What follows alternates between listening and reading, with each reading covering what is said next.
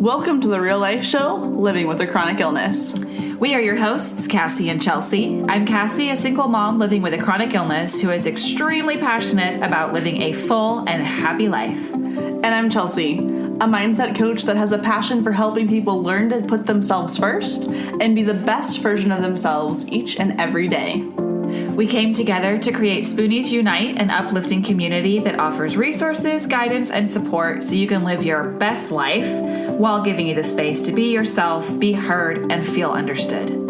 This show is not only for those who live with a chronic illness, but their friends, family, spouses, and just anyone else existing on the earth. There's a little something in here for everyone. Thank you to our patrons for your continued support making this possible. If you love our show and want to get some extra goodies, go to patreon.com/therealspoonies-unite. Enjoy the show. Hello and welcome to today's episode of the real life show, Living with a Chronic Illness. My name is Chelsea and I'm here with Cassie. Yay. So today is a little bit different of an episode. It is currently in the middle of the coronavirus development. And so while Cassie and I normally record in the same room, I am in my office and she is in her room talking to me on a Zoom call. So it's going to be a little bit different today, but it's going to be great. We really wanted to make this episode to kind of share what we're doing to take care of ourselves and the people around us during this time, and to hopefully maybe help everyone out there feel like they're not quite so alone, and maybe give you some ideas to help manage a little bit better at the moment. Yeah.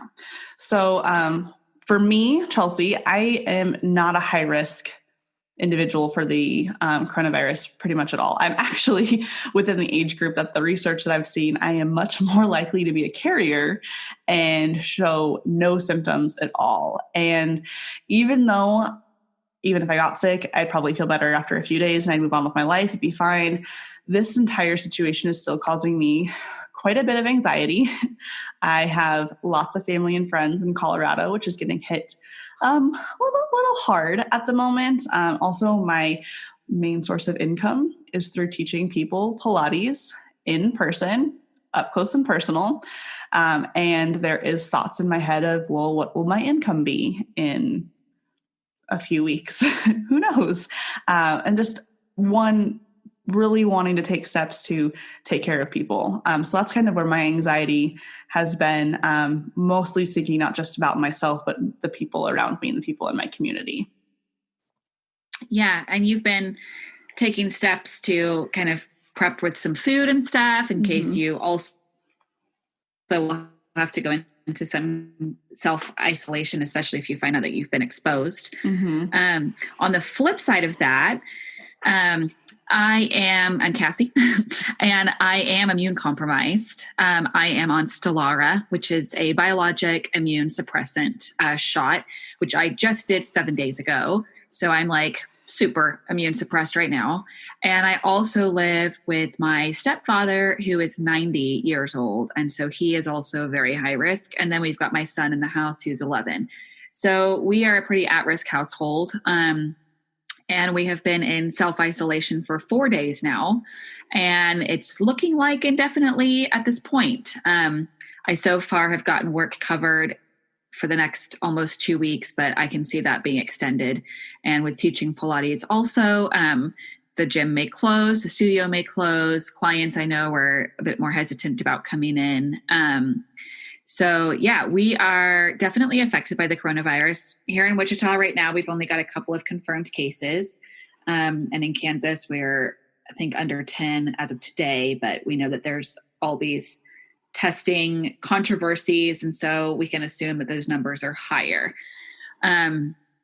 With doing a lot of research over the last week about people being immune compromised, being on biologics specifically with the coronavirus, everything out there is suggesting that you should self-isolate and protect yourself, wash hands. If you haven't gotten your flu shot, get the flu shot. They're seeing people have co-infections with the coronavirus and the flu shot. And so it's really important that if you haven't had the flu shot, it's not too late, go get it. I have had mine. I never used to get it before being on these medications, but now I get it every winter. So those are a few things. Stay hydrated. I've started gargling salt water in my throat also starting yesterday. I saw a doctor who recommended that because various reasons. Apparently the coronavirus can sit in your throat before it goes down into your respiratory system. So keeping your throat clean and healthy is good. And gargling salt water can help with that. Warm salt water. So there's a few things that we're starting to implement at my house with things like that. We ordered some groceries to the house, had the guy drop them off at the door. We're being pretty cautious being at such a high risk household. So it can be pretty stressful, and I've definitely felt my anxiety kind of popping up over the last week. I know Chelsea has too, and we're sure that a lot of you out there are experiencing a lot of stress also. So we have created we want to have a discussion, I guess, about anxiety and coping with self-isolation. So firstly, Chelsea, we wanted to talk about identifying when you're having anxiety. Mm-hmm.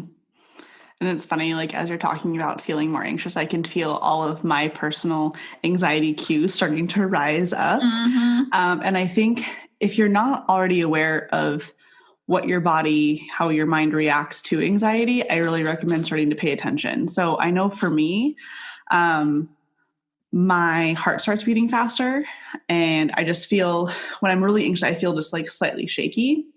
Other tells that I have are, I don't have asthma, but I do have a tendency to have more respiratory infections. And so like the past few days, I felt like my chest is a little bit tighter. It's not because I'm sick, I promise, because as soon as I stop feeling anxious, it goes away. Another thing, or another two things that does happen to me is I have noticed a pattern that when I get really stressed, the cartilage in my rib cage gets a little tender.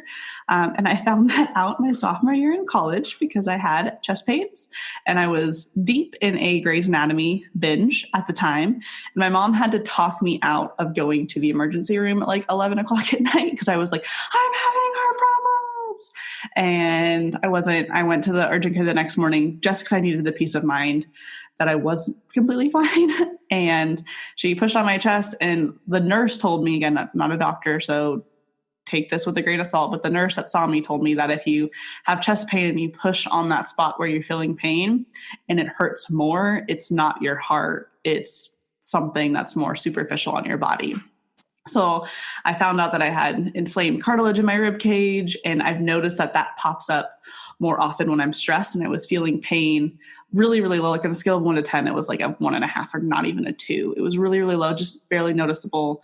But I felt it by my collarbones and down my sternum, and I started pushing, and I was like, oh, okay. So that also told me that I was feeling anxiety on a deeper level as well. And then my last big anxiety cue for myself is I start coughing. I feel like my throat is closing up, and I start coughing. And it happened. If it happens in public, I always just say, it's a tickle in my throat, which is generally a total lie. Every once in a while it actually is a tickle, but it's normally not. It's me feeling really anxious. And it's coughing as if I was going to throw up, but I've never actually thrown up because of it. But like noticing that that's happening more, and some other things are how I know, okay, my anxiety is really high. What can I do to maybe bring it back down? So if you don't know, I'll tell you, if you don't know what your anxiety traits are, start paying attention and you'll start noticing those patterns. Yeah, that's so interesting because I don't know if with my anxiety, I don't think I've experienced those same symptoms that you're having. I get like numbness in my hands, and then I feel like my hearing gets a little weird, and I get dizzy, and I get the rapid heart rate too. I almost feel like I'm going to like faint, but then I can't feel my hands. And then it becomes this whole like full body thing. And I feel like I get kind of like blurry vision.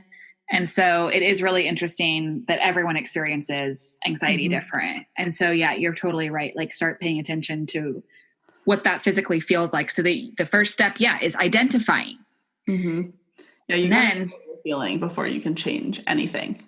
Yeah. And so when you were experiencing some anxiety, Chelsea, in the last few days, you had some great stuff that you came up with to help deal with it and cope, especially during this kind of scary, like COVID-19 time when we're all feeling a little anxious and stressed? So I What found did over you the do? past like 6 months that journaling is really helpful for me. Being able to write out whatever I'm thinking helped. And so I came up with a couple journal prompts last night that made my anxiety drop substantially. Like I feel so much more calm today than I have in the past like 5 days.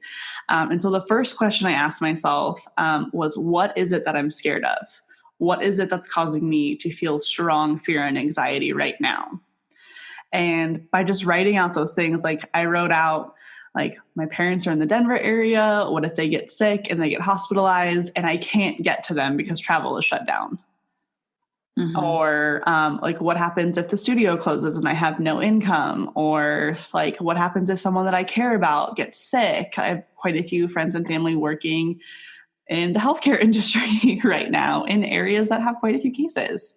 And so I wrote all those things out. And then just putting them on paper made me start to feel a little bit better because I was facing those fears, facing those anxieties. And then the next question I asked myself was, do I actually think that these things are likely to happen? And the answer for all of those is no. Are they all possible? Yes, but they're not very probable. It's a very small likelihood that my income is going to drop to zero.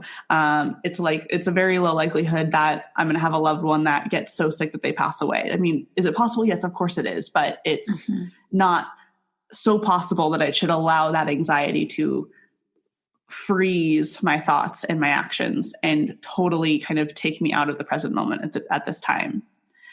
And so just kind of flat out telling myself, like, okay, you're scared, but like these things aren't probably going to happen. That made me feel better too.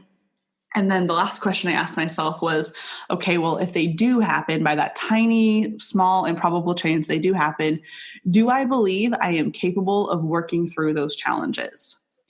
And the answer was yes. Even if like the sky is falling and the worst case scenario is happening, I believe that I will figure out some way to make the best of it, and just keep working through everything, figure out ways to keep going, and just take it day by day. And so by kind of facing those fears, looking at them in reality, and talking myself like, well, if it happened, I could get through this, made me feel a lot better. And I noticed this morning, I was checking in with myself again and being like, all right, is there anything else that's coming up? Any other fears?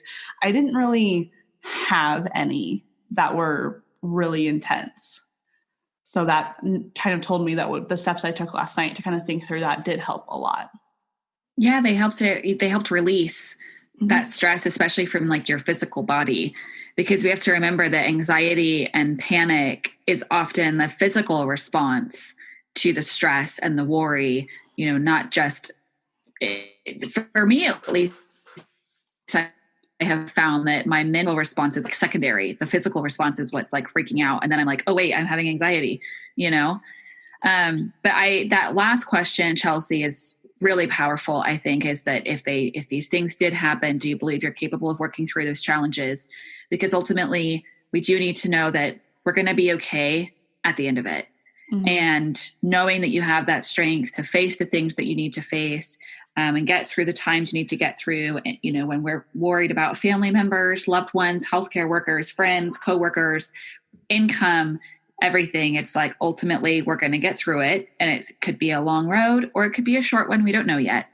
And that's always good to remind yourself. That's definitely something that helps me get through anxious moments also, is reminding myself that I've probably been through worse. I've gotten through it. I was okay then. I'll be okay now. And sometimes that's all that gets you through. And some other tricks that I've liked to use with coping with anxiety is there are meditation videos that I freaking love on YouTube. And I'm going to post it in the show notes. It's Dauchsy Meditations, which is DAUCHSY meditations on YouTube. And they have manifestation meditations, but it can help with anxiety, grief, gratefulness, or gratitude would be the more correct word for gratefulness. Self-love. Yeah, right.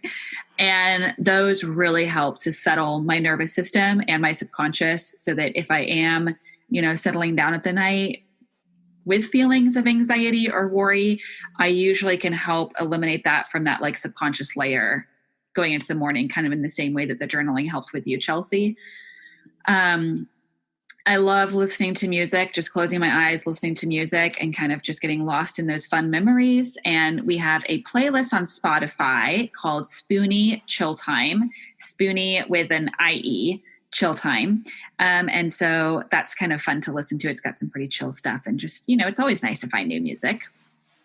And then getting through, as we move on to getting through this self-isolation time or quarantine that probably so many of you are doing, whether you have a chronic illness or not.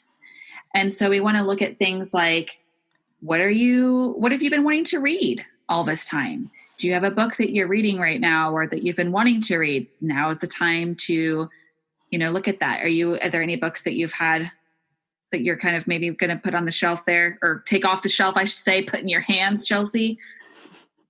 So I have a massive stack of library books.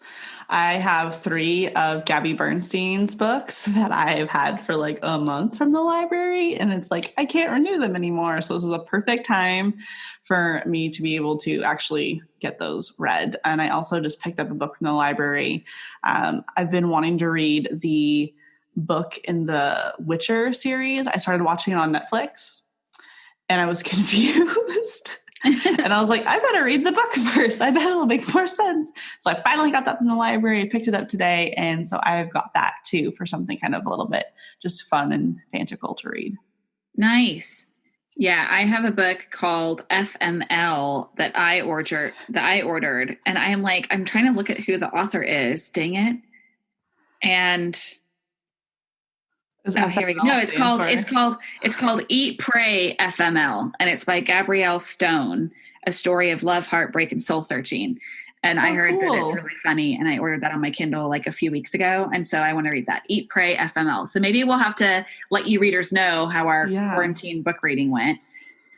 And this is a good time to watch your favorite show. I was feeling like I needed a new show to watch with my stepdad, and I wanted something like funny and lighthearted because shit is stressful and anxious right now. So we've just started Schitt's Creek with Eugene Levy. It's like, and what's her name? I don't know, but it's supposed to be really funny. We're like 4 episodes in. It's pretty insane and hilarious, and I'm excited about that. That's awesome. You going to like rewatch all of the Harry Potter movies, Chelsea? Probably. It's probably going to happen. I'm not quite in quarantine mode yet. Yeah. I am going to work and back. And the Pilates studio workout, I'm thankful, is incredibly clean and we have lots of space. And so people get to be 6 feet apart. But I am not going anyplace else besides that. Yeah. That's a good point. Yeah. So for those of us who might be in self-isolation, Schitt's Creek might be funny. And then I'm kind of hoping to maybe clean out my closet. And I have some clothes that I know I haven't worn in like 3 years that are taking up hanger space. And I'm sort of feeling like spring clean maybe would be a good thing to do now. And I went for a walk yesterday around my neighborhood. Fresh air and sunshine is supposed to be really good. There was a lot of research done that during the Spanish flu in 1918, patients that were cared for outside of the tents, in the sunshine, in the fresh air, or outside of the hospitals improved more quickly than those who were inside or in the tents. So fresh air and sunshine, super important. Go for a walk. You don't have to touch anybody to walk, which is good. Mm-hmm. And of course, listening to podcasts is a great time, way to pass the time. So maybe you can like binge on some new real life show podcasts, people. Yeah. What? So Cassie, when you're not listening to our podcast, what else do you like to listen to? For podcasts? Mm-hmm. Okay, so I kind of love Straight Up with Dauchsy. I watch Vanderpump Rules. So hers is hilarious and pretty fun. I have just started listening to Dying for Sex with Molly. I can't remember her last name, but Dying for Sex is a pretty new one. It's about a woman who has terminal cancer, and she's gone on all these various sexcapades to feel alive. It's pretty good. I liked Impact Theory, and of course, Point of Pain with Nitika Chopra. I listen to a lot of different podcasts, and I'm like, okay, who else do I listen to? Oh, I like friggin' what's his name? Oh my gosh, James Wedmore.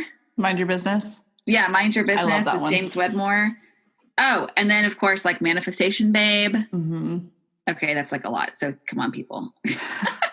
I also like James Wedmore and Manifestation Babes and Nitika Chopra's podcast, but some other ones I like to listen to for fun.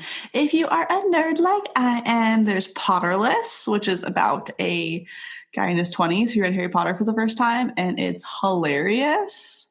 And I also really like Binge Mode, which has a Harry Potter version. It's got a Game of Thrones version. I think they've done Star Wars and some other things too. And I'm currently all about Office Ladies, where two of the actors go back and rewatch everything. And I love The Office. It is one of the best ways for me to calm down when I'm feeling anxious. It's one of my favorite distractions. So listening to that while I've been driving around trying to find freaking toilet paper because I actually am running low. No. Dude, I got you. I got some extra.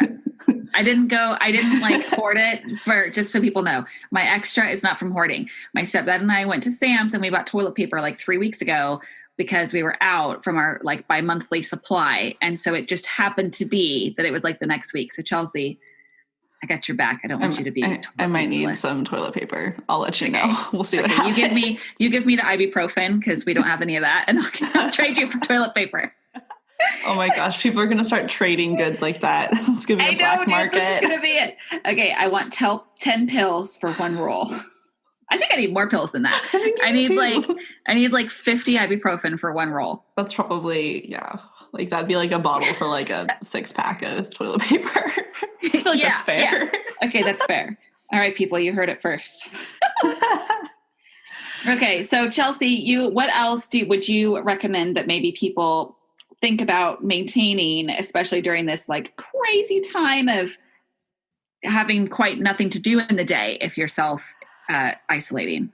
So I think that taking care of yourself needs to be a big priority. Taking care of your mind, your body, your soul, finding a way to move more, eat as many fruits and vegetables if that works with your diet or works with your body. Just eating foods that make you feel good, sleeping, getting quality sleep, trying to manage your stress, just really help take care of you on all levels. And I know I am someone who I like routines. And so if it comes down to the point where I am not able to go to work anymore and I am going to be at home all the time, I've already kind of thought, I'm like, all right, well, I'm probably not going to wake up at like 6 o'clock in the morning, but I'm going to make sure I'm up by a certain time and I'm going to have a routine during the day, because otherwise I know myself and I will lie on my couch watching probably The Office all day long, which there's nothing wrong with that. But if I do that for an extended period of time, my mental health will not be great, even though The Office is an amazing show. So I'm kind of already thinking about, well, what routines can I keep consistent? I love my morning routine where I journal and meditate if I have time, practice gratitude, and continuing to kind of do those things throughout the day. And yeah, just really taking care of myself and those around me. I'm glad you mentioned that. I need to do better at that because being on day 4, I've done none of my morning routine. I have slept later than I normally do, and I feel like a bum. And like, I want to change that moving forward because this is a time that I could get some things like done that I would like to get done, like writing or cleaning the house, cleaning out the closet. And so I think that sticking to a bit of routine, plus it's not going to be so much of a shock when we do have the world going back around again. And I think finding a balance between doing what you need in that moment and giving yourself a little bit of a break from life, a break from the world, but then still allowing yourself to feel like you're getting something accomplished, feel a little bit productive. I mean, I think that's a balance that's hard to find, but by checking in with yourself, and if you're like, okay, it's been 4 days and I haven't done anything and I'm starting to feel not so good about myself, well, then maybe it's time to do something else. Yeah, totally. And speaking of doing things, try to move when you can. There's lots of like online yoga, Pilates, HIIT videos, which is high intensity interval training. You can do lots of little workouts just in the comfort of your home or your apartment if walking isn't an option for you. It's really important to move, give your body a bit of exercise, get the blood flowing for your endorphins during this time, and to try and strengthen your body the best that you can for whatever's lying ahead. And moving is good for your immune system. Every time your muscles move, they push on all of that lymphatic system, those veins, your lymph nodes that help push that fluid around to get out of your body. So it's also good for immunity as well. Freaking yeah. Woohoo! So we talked a little bit about self-care. Our next episode is all about self-care and the importance of it. So if you're maybe wanting a little bit more, many more tips, or just want to hear more about our perspective on what self-care actually means, because we don't just think it's spa days and bathtub time. That's going to be our next episode. So make sure you tune into that. Yeah, tune in and take care of yourselves. Wash your hands. Please stay away from people as much as you can. Social distancing is, what we need to be doing. And we hope that you are finding some ways to enjoy this time if you're home. Stay in touch with your loved ones via the phone and reach out to us on the Instagrams at The Real Spoonies Unite. And you can email us at hello@therealspooniesunite.com. Also, because we want to hear from you about how you're spending this quarantine time. And if you have any tips and tricks for taking care of yourself or getting through these weeks, days, right? Yeah. And I heard one thing I guess I didn't hear it, but I read it on the internet that I thought was really kind of important. So a lot of people out there are like, well, how serious do we need to take this? Is this really necessary to cancel all these things and distance ourselves? And I saw something where someone said, I hope in a few months down the road, we look back and we say that we over exaggerated, because that's kind of the point of taking all of these steps. And so I know I'm personally practicing the better safe than sorry mentality. And I encourage all of you to do the same thing. Yeah. Thanks, Chelsea. Mm-hmm. Thanks, everybody, for listening. Well, we will talk to you next time about self-care. Woohoo! We hope you enjoyed today's episode. Please write us a review to help us reach more people like you. If you'd like to connect with Cassie and I, you can find us on Instagram at The Real Spoonies Unite. You can also join our private Facebook community, Spoonies Unite, or you can visit our website, therealspooniesunite.com, for all sorts of resources and to stay up to date with our current projects. And don't worry, you can find all of these links in the show notes below. Thank you to our wonderful Spoonie patrons for all your support, and you can become one too. That's right. All you have to do is go on over to patreon.com/therealspooniesunite, and you can get all sorts of extra goodies like videos of our episodes and more. Any support is greatly appreciated. It helps enable us to create more content for all of you, as well as make this podcast sound better and better. Thanks for listening. We can't wait to be back in your ears soon.